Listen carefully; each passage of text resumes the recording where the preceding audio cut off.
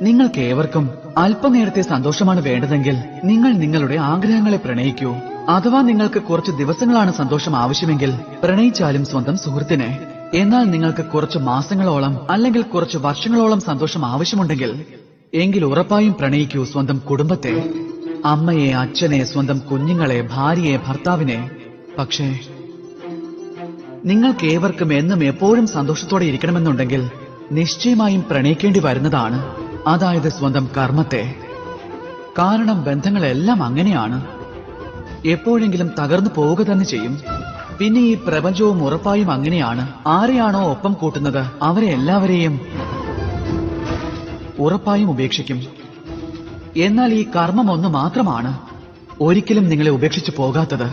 നിങ്ങൾ ഏവരുടെയും മരണത്തിന് ശേഷവും ആ കർമ്മം നിങ്ങളെ ജീവനോടെ നിലനിർത്തും. അതിനാൽ എപ്പോഴും ഓർമ്മിക്കേണ്ടതാണ്,